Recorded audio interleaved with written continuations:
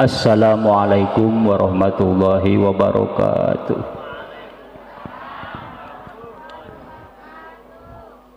Bismillahirrahmanirrahim. Alhamdulillahi rabbil alamin. Wassalatu wassalamu ala asrofil anbiya'i wal mursalin wa ala alihi wa sahbihi ajma'in, amma ba'du. Ieu jam geus arek jam 12 geus meujeuhna patumpuk-tumpuk anu luhur jeung nu handap. Maksudna jarum luhur jeung jarum handap, jarum panjang jeung jarum pondok, bulu panon luhur jeung bulu panon semeujeuhna sah.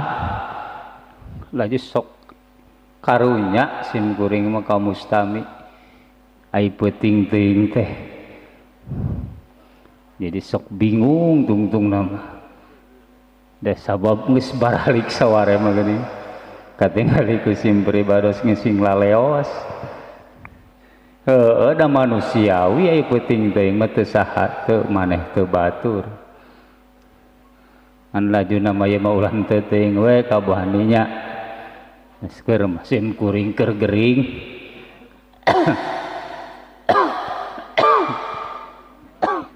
Ulah henteu teuing we datang ka dieu. Dipayun puji anu jadi pangias ati, anu jadi mimiti ngaji, sok sanaos bari jeung teu kaharti mugi katarik bilahi, terutama di kalangan kaum istri anu geulis kawanti-wanti endah ka bina-bina, geulis diajalina endah ti asalna, nu geulis mah geulis wae sok sanajan hudang sare, nu goreng mah goreng bae sok sanajan dangdan unggal poe. Tapi eta takdir ti Gusti anu maha suci, anu ngadamel sim abdi. Nami Ambari hitung-hitung memperkenalkan diri.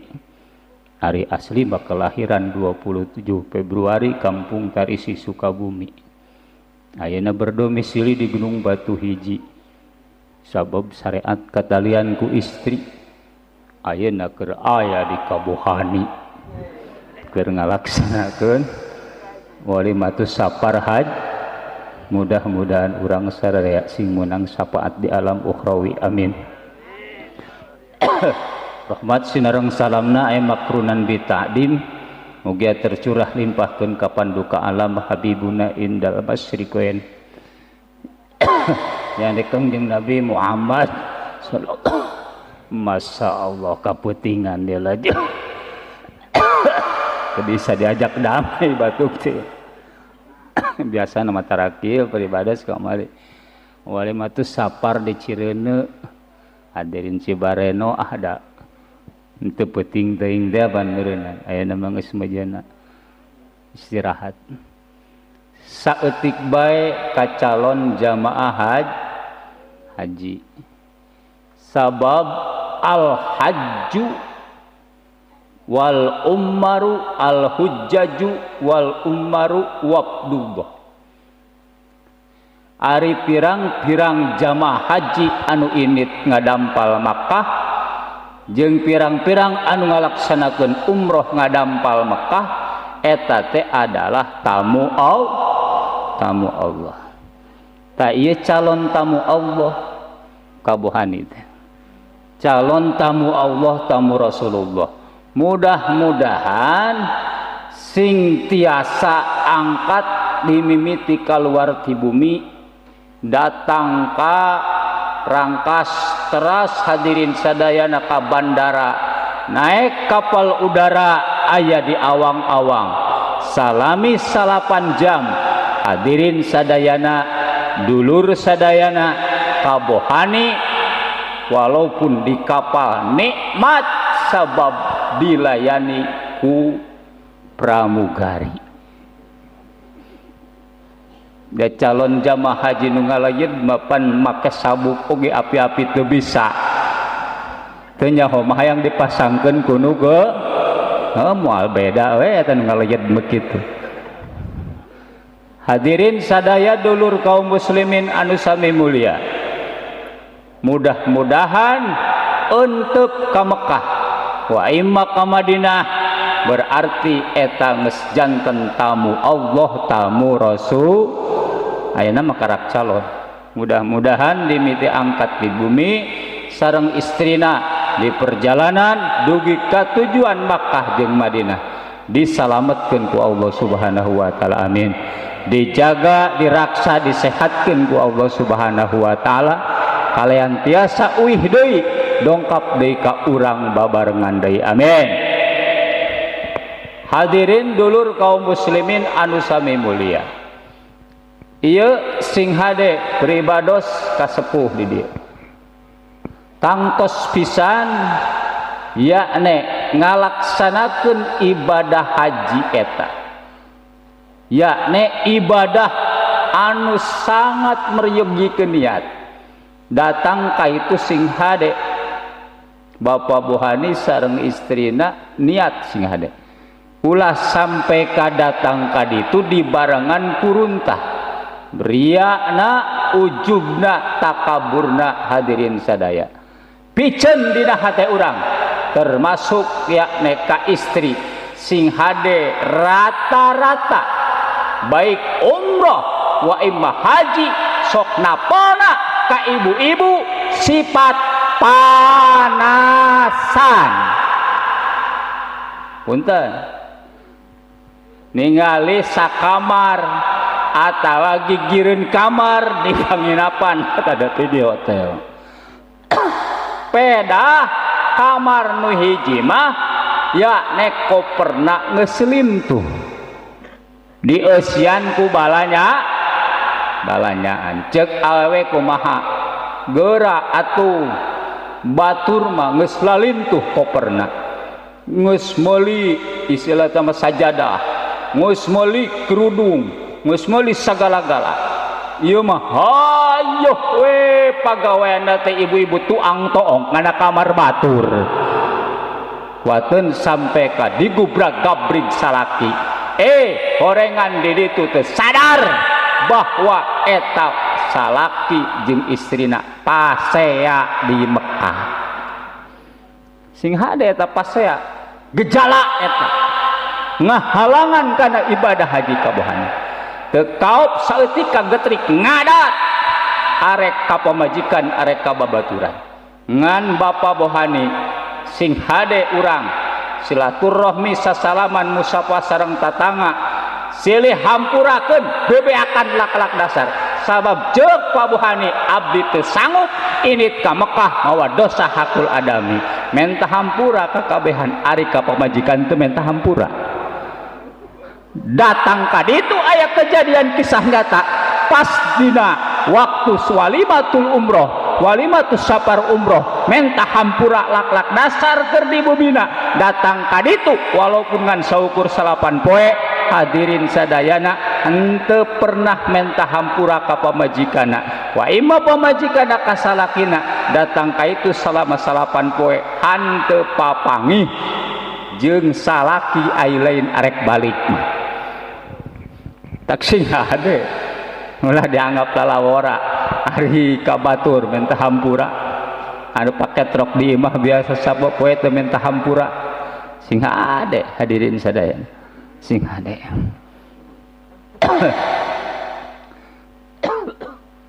Bapak Ibu hadirin sadaya di antawisna datang ka ditu datang ka tanah suci para bapak para ibu sadayana nu pertama Bapak Bohani untuk melaksanakan umroh karena hajina haji tamattu nyokot haji anu enteng nyokot haji anu senang-senang anu wajib dibayar kudam hadirin sadayana ngalaksanakeun ibadah umroh heula namun para bapak sadayana khususna Pak Bohani di dieu bila mana ngalaksanakeun ibadah umroh tos sabara-bara wangsulan urang boga bapak tos uih karomatullah urang boga umi tos uih karomatullah sok ku urang niatan umroh ka bapak urang jeung niatan umroh ka umi urang hadirin sadaya dulur kaum muslimin anu sami mulia pan dimangpaatkeun keur waktu di ditu mah kudu ngalobakeun umroh pikeun jelema nu kuat mah. Lumpat istilah teh maka jarona, lumpat teras istilah teh maka tanaim, anu tujuana niat ngalaksanakeun umroh. Hadirin sadayana henteu kitu sing loba iktikaf di masjid. Didinya hadirin sadayana di masjid lobakeun maca tasbih, lobakeun salat sunat, tahiyat masjid. Hadirin sadaya, Abu Hani datang ke Mekah mah tahiyat masjidna yakni ku tawaf sunat. Hadirin sadaya, ku tawaf sunat, ngan teu bisa tawaf sunat lamun make pakaian biasa, kedah make pakaian ihram. Jadi tidak boleh masuk lamun hayang kadeukeut Ka'bah teh pikeun jalma nu arek ngadeuketan kana Ka'bah tetep kedah nganggo pakaian ihram. Sahelai ka luhur, sahelai ka handap teu make naon-naon, teu make calana, teu make salempa. Hadirin sadaya kabeh teu aya walaupun jabatanna sebagai presiden, gubernur, bupati. Hadirin sadaya-sadayana ge para pejabat oge sami sareng anu miskin nu bararodo ngan saukur make selai luhur selai handap sadayana teu make naon-naon, teu make calana. Hadirin sadaya sing hati-hati ulah dianggap lalawora eta. Sabab kungsi Pak Haji Dita hadirin sadayana di Gunung Batu nganggapna lalawora karena make pakaian anu belah handap kan ihram gitu. Lalawora pan asal we dikitukeun. Ternyata meureunan kabedol ku nutuka. Anak kabedol lesot terus terang geus kudu kitu be. Ngan pedah katulungan ku pasedek-sedek. Jadi katulungan ku pasedek-sedek langsung dicewak, dicokot dan dipakekeun deui. Jadi teu katinggalikeun batur anu jauh. Kudu deukeut mah katempo. Hadirin sadaya, ulah dianggap lalawora nu kitu teh jeung ulah takabur. Coba urang papatahan make pakaian ihram lah, mana bisa teh gampang anu kitu mah aya di urang eta takabur di ditu pabelik make pakaian ihram ketebut pabelik terus di ditu mah ulah takaburna kieu paboani peda urang geus ka haram hayang ka Masjidil Haram batur ka urang bisa teh apa teh apal teh jalanna gampang lah urang geus sakali ya puraku deui ai horengan kusabab ngagampangkeun jeung takabur teh berangkat di hotel di maktab init ka haram karena ka apruk-aprukan kana tempat sampah lain ka masjid kusabab tadina aya sifat takabur. Punten salih hitung-hitung ngamanasikan hadirin sadayana geus niat ihram geus niat umroh maka pabohani laksanakan tawaf eta tawaf ayana tina sagigireun Ka'bah urang teh aya tina sagigireun Ka'bah namun ulah nyang hareupan Ka'bah ulah nongengan Ka'bah bila mana misalkeun pamajikan katinggalun urang misalkeun geus rada heula laju kumaha culang cileung ka mana pamajikan lewe geus nongengan ta kana Ka'bah luwak lieu ka mana geus aya di tukang hayu bubur sia teh katinggalun ku batur tah eta pagawean kitu keur ngalaksanakeun tawaf peda istri katinggalun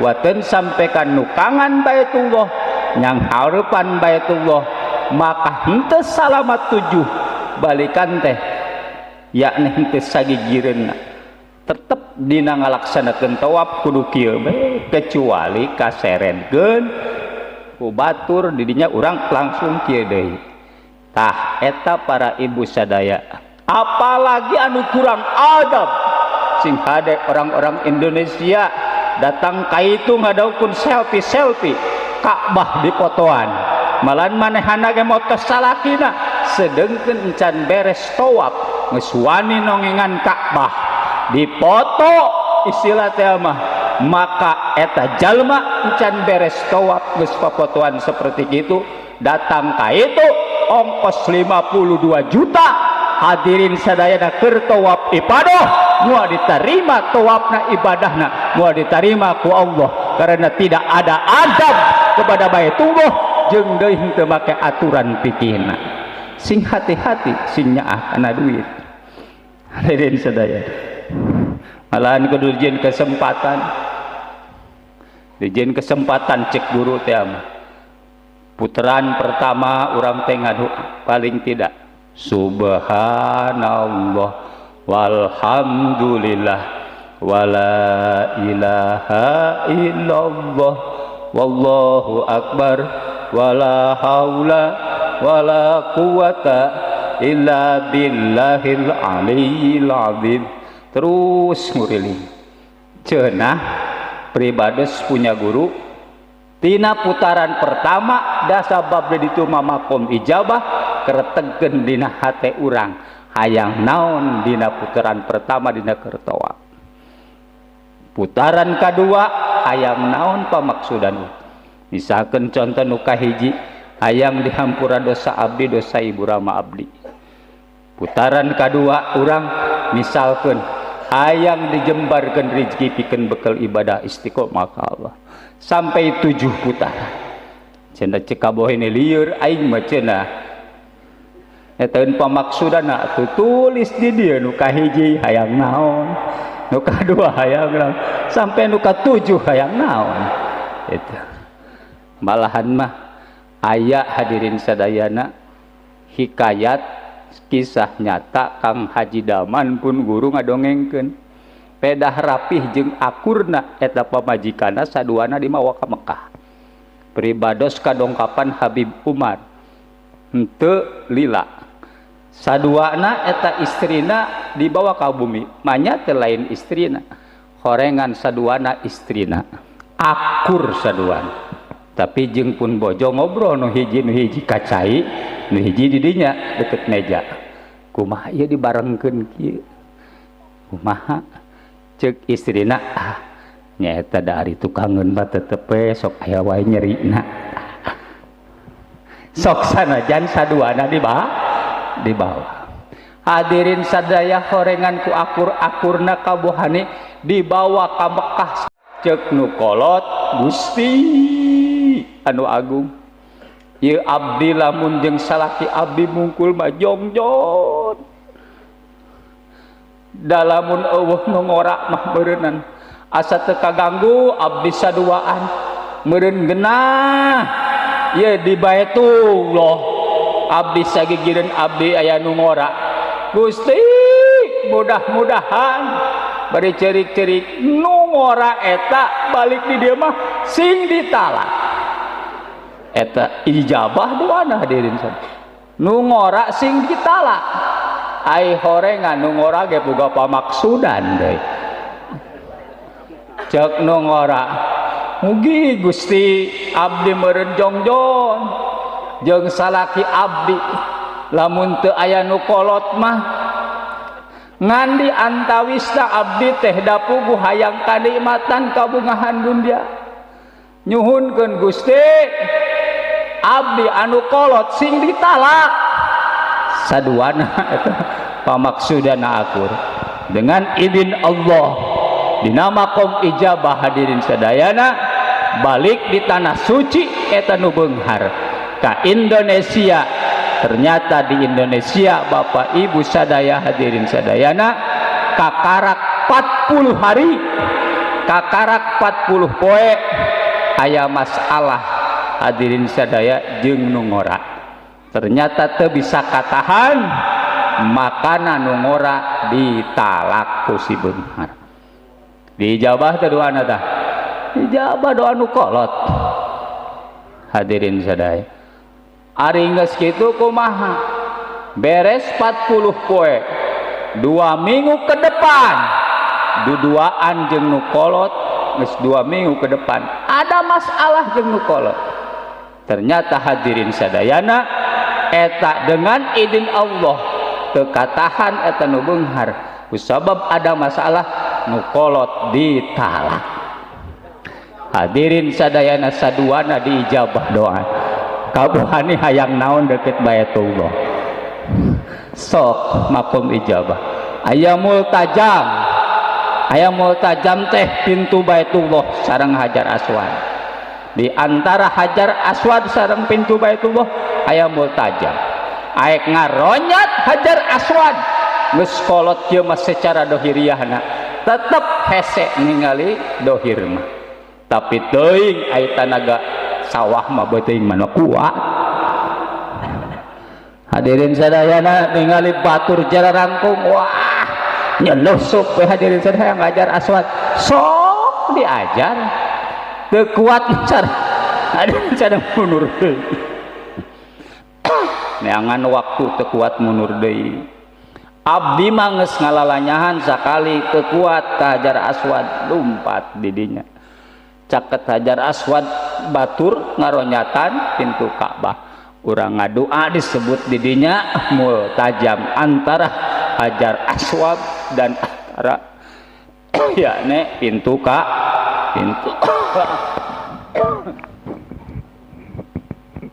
itu makana hadirin sadaya aya deui di Mekah teh anu istimewa teh hijir Ismail aya nu tah kitu tanya aya di dinya terus di jerona aya luhurna aya pancuran emas na Ka'bah di handap patilasan ebog nyangkere Rasulullah di depet ku dua jawara Sayyidina Ja'far jeung Sayyidina Hamzah. Tah hadirin sadayana samemeh diisrokeun jeung dimirajkeun teh di dinya patilasan Rasulullah makom ijabah.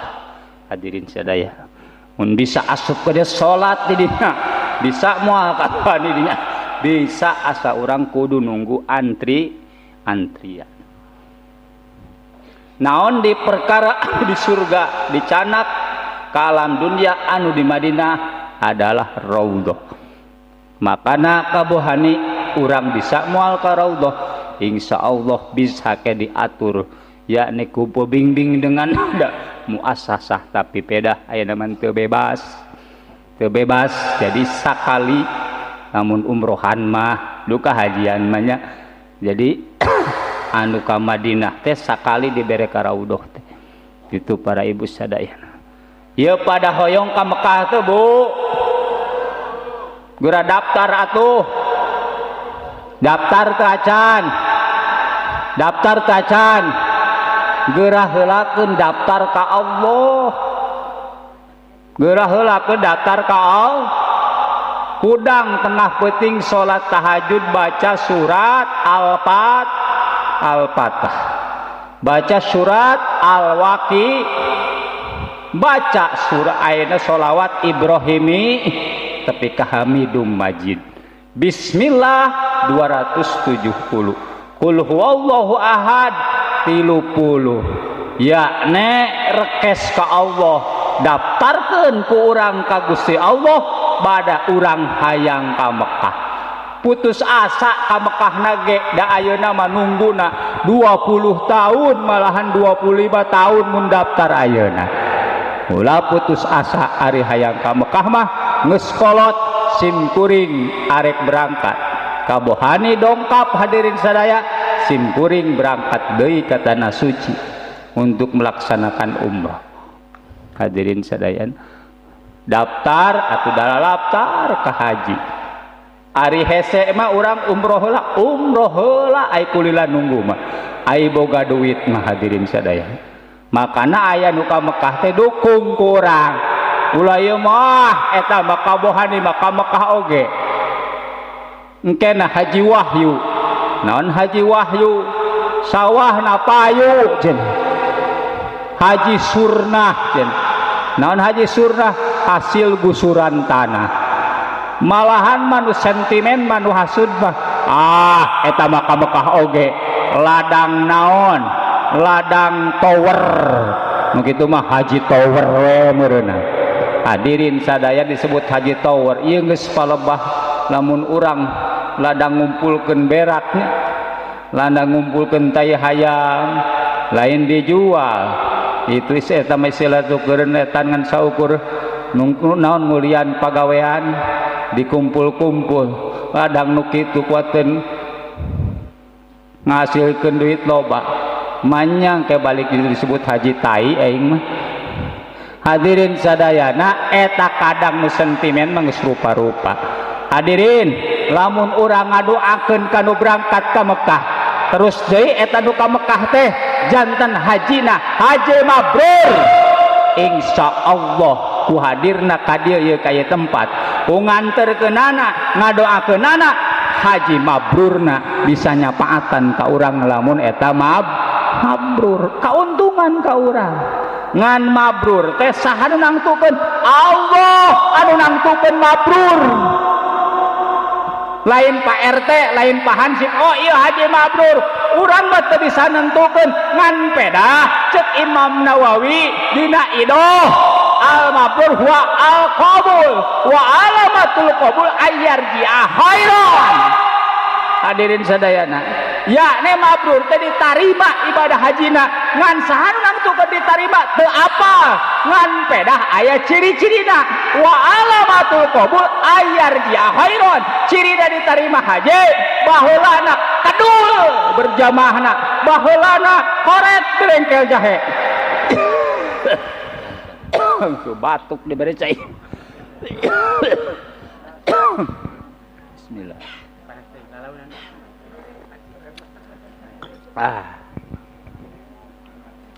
Ayyarji'a khairan, datang ti Mekahna alus, biasana getol, biasana kedul ngalaksanakeun berjamaahna, biasana koret keur dicisarapna, biasana akhlakna adatna gede. Datang ti Mekah asalna koret jadi bagur, datang ti Mekah asalna kedul berjamaah jadi getol, asalna goreng adat jadi bagur.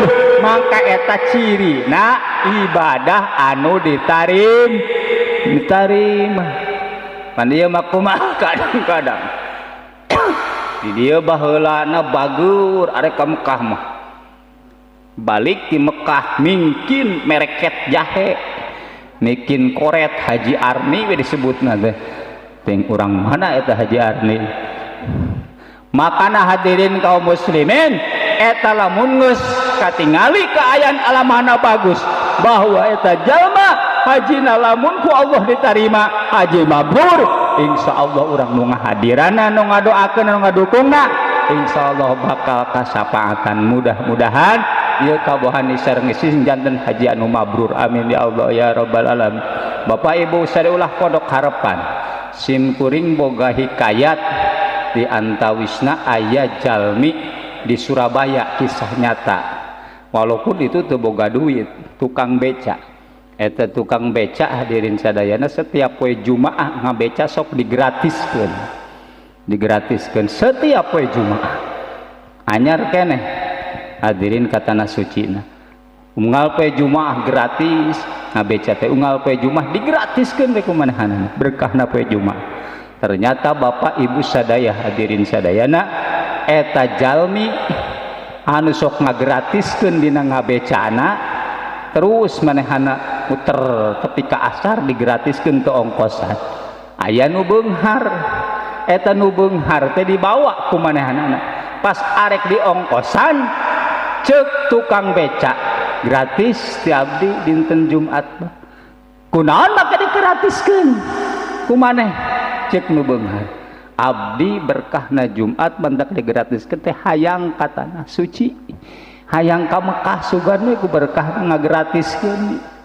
Hadirin sadaya balik ka imah terus tergugah haten sagede tukang beca hadirin hayang ka Mekah sampai ka kitu aing dunia loba ti ditu ti dieu wateun sampai ka encan berangkat. Tapi hadirin sadaya aya taufik hidayah ti Gusti Allah wateun sampai ka eta tukang beca titah diteangan ku anakna. Teangan ngaran anu bin anu tukang beca nu sok ngagratiskeun poe Jumaah. Hadirin sadaya eta tukang beca tersebut dibawa ku nu beunghar kana haji plus harji ratusan juta diberangkatkeun langsung berangkat ka tanah suci walaupun teu boga dunya tapi nasib anu kuat hadirin sadaya. Cek ibu-ibu aing mah di mana pika Mekah heuna ge teu katingal teu katoong Bu teu meunang nyaho nasib mah beuting urang boga parawan aju eta parawan teh init ka jalan geus init ka jalan teh torojol teh aya nu mawa mobil arek meuri pulsa ai horengan aki-aki tapi beunghar ternyata horeng aya jodona anak ibu jeung aki-aki beunghar ai horengan ibu-ibu teu katoong katingali ya nepi nasibeunana horeng ibu diangkatkeun umroh ku aki-aki beunghar padahal teu katingali piduiteunana horeng ku anak ku minantu diberangkatkeunana mantak urang ulah epes meer ai masih kene boga parawan loba di dieu ge aki-aki ya